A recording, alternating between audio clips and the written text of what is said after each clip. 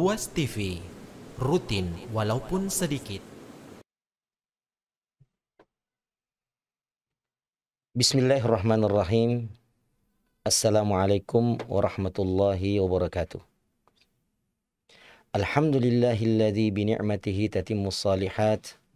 Ashhadu an la ilaha illallah wahdahu la syarikalah.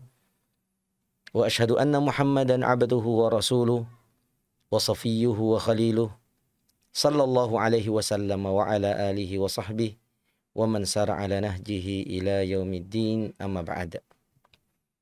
Fa inna asdaqal hadits kalamullah wa khairal hadi hadi Muhammadin sallallahu alaihi wasallam wa syarral umuri muhdatsatuha wa kullu muhdatsatin bid'ah wa kullu bid'atin dhalalah wa kullu dhalalatin finnar. Ma'asyiral muslimin wal muslimat, pemirsa Ruas TV dimanapun Anda berada.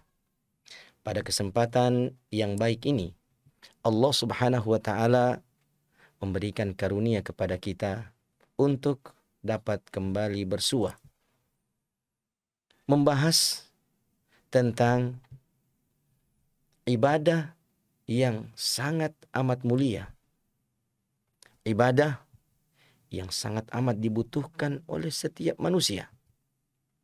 Bahkan ma'asyiral muslimin, tak terkecuali manusia-manusia agung dan suci, para nabi, para rasul, dan bahkan al-ma'sum yang dijamin kesucian dirinya dari dosa-dosa, yaitu Nabi kita Muhammad sallallahu alaihi wasallam. Beliau tidak pernah meninggalkannya. Di setiap hari mengulang-ulanginya hingga bahkan 100 kali. Ibadah apakah itu ma'asyiral muslimin? Dia adalah al-istighfar, memohon ampun kepada Allah Subhanahu wa Ta'ala. Tak seorang pun ma'asyiral muslimin di antara makhluk-makhluk Allah, jin dan manusia, bahkan malaikat-malaikat yang suci, kecuali semestinya dan seharusnya mereka senantiasa memperbanyak istighfarnya kepada Allah Subhanahu wa Ta'ala. Apalagi kita, manusia, yang di dalam diri kita ada hawa nafsu, sebuah perangkat yang senantiasa mendorong, memotivasi, dan merayu setiap orang untuk selalu berbuat dosa dan mengulanginya. Innan nafsa la'ammaratun bisu illa ma rahima rabbi. Demikian firman Allah Subhanahu wa Ta'ala di dalam surah Yusuf. Sesungguhnya nafsu itu benar-benar memerintahkan, mengajak, memotivasi manusia kepada keburukan, kecuali bagi siapa yang memperoleh rahmat Allah Subhanahu wa Ta'ala.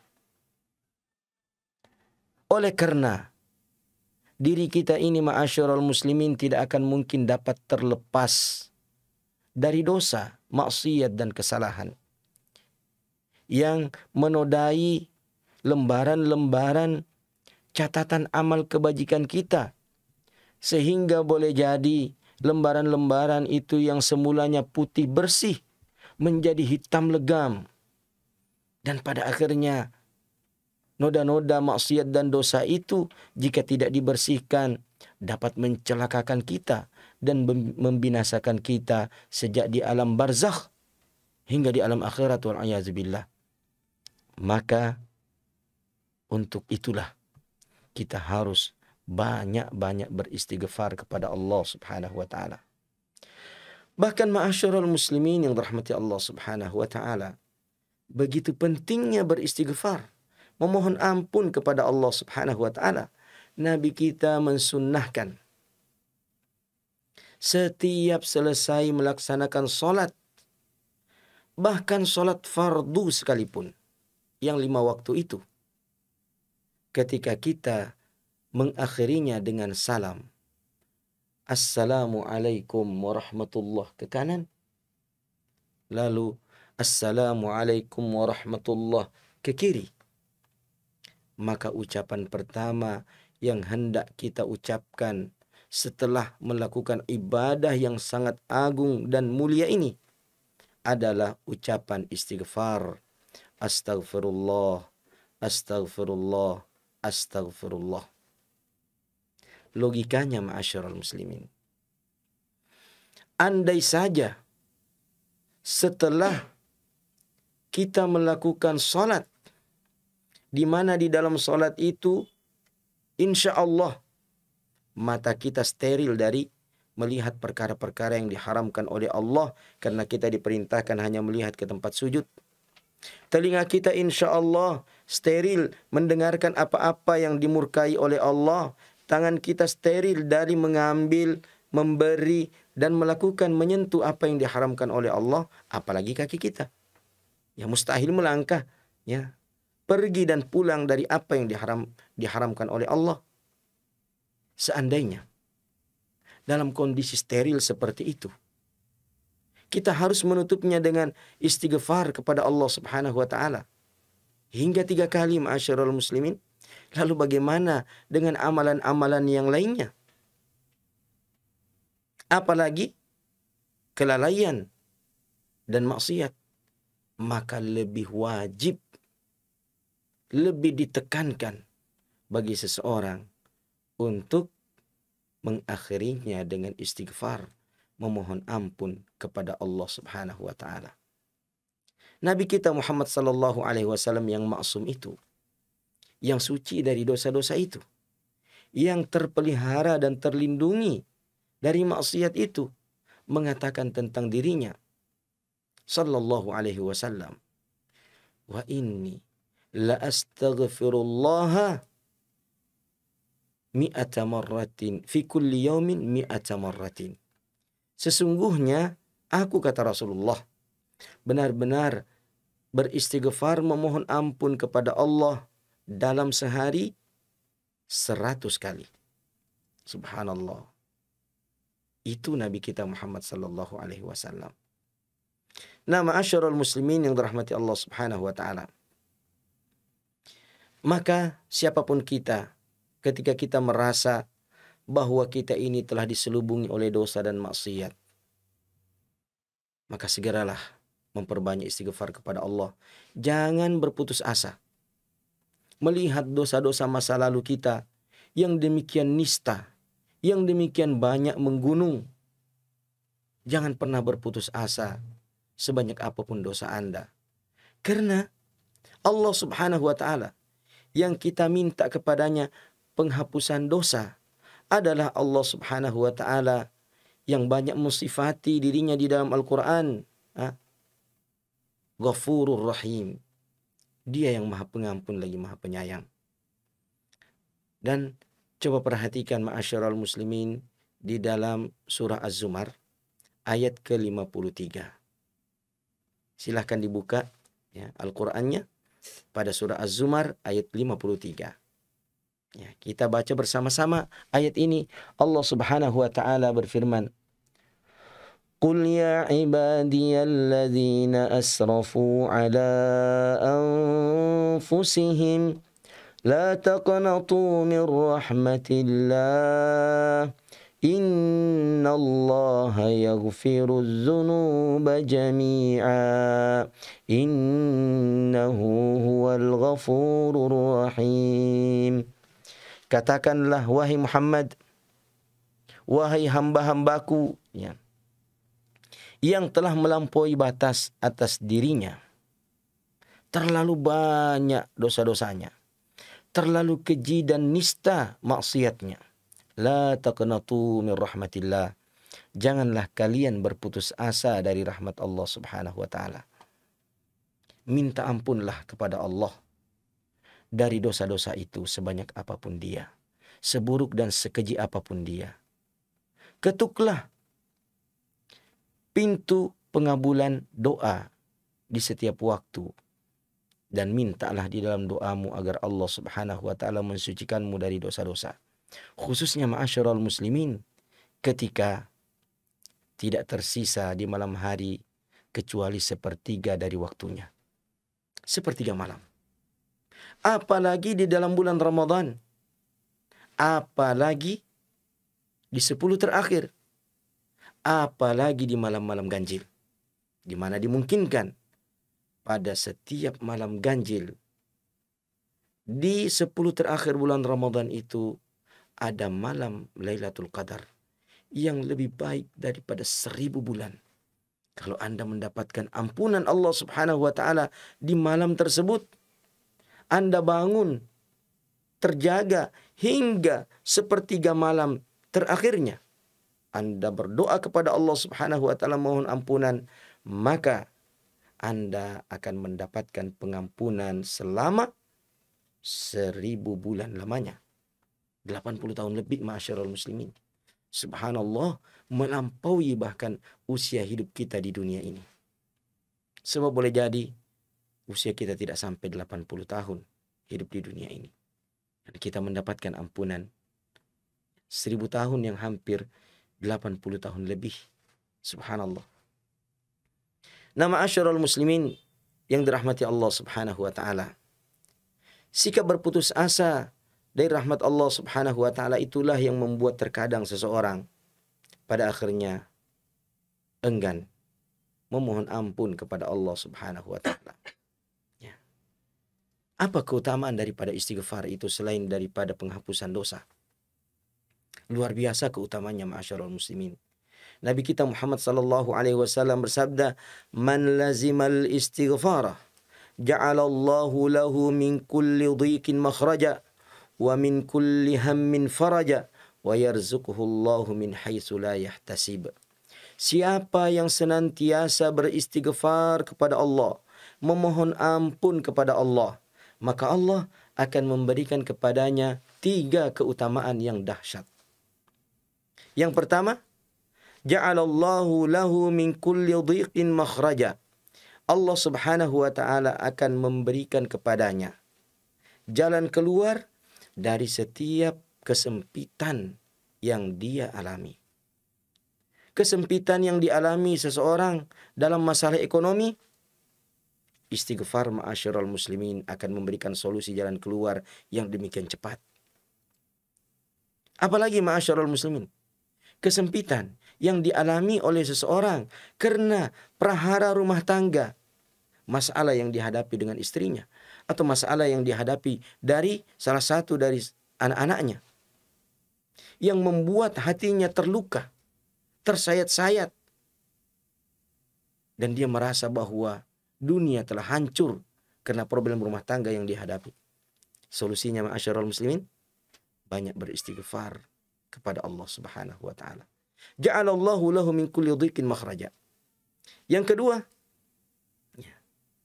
wa min kulli hammin faraja. Allah Subhanahu wa taala akan memberikan kelapangan untuknya dari setiap kegundahan yang menyempitkan hatinya. Subhanallah, Anda dihimpit kegundahan karena problem ekonomi, karena problem rumah tangga, karena problem pendidikan, karena problem karir, dan seterusnya. Apapun problem yang Anda hadapi, yang membuat hati Anda dan pikiran Anda kalut dan menjadi sempit, terkekang, terbelenggu, maka jika Anda ingin mendapatkan solusi yang tepat dan cepat, perbanyaklah istighfar kepada Allah Subhanahu wa taala. Dan yang ketiga, wa yarzuquhullahu min haitsu la yahtasib. Allah akan memberikan kepadanya rezeki dari arah yang tidak pernah ia duga dan dia sangka.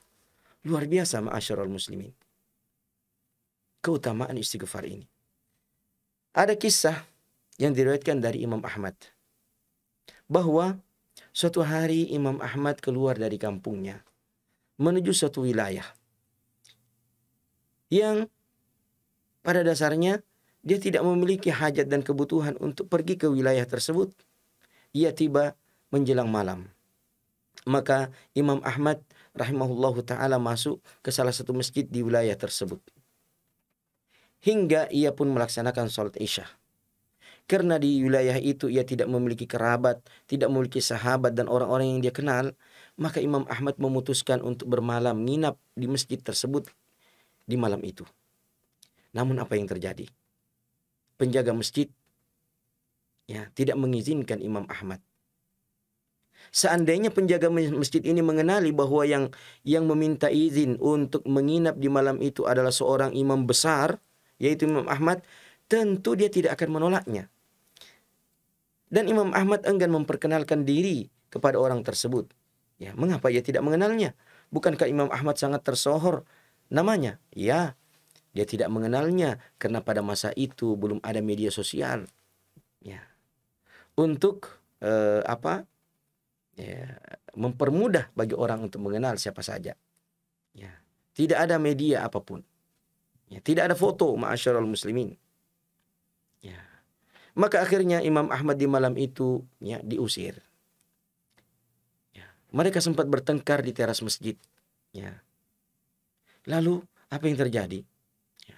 Hujan-hujan rintik pula pada malam hari itu. Ada seseorang yang tinggal dekat masjid, pengadon roti, penjual roti.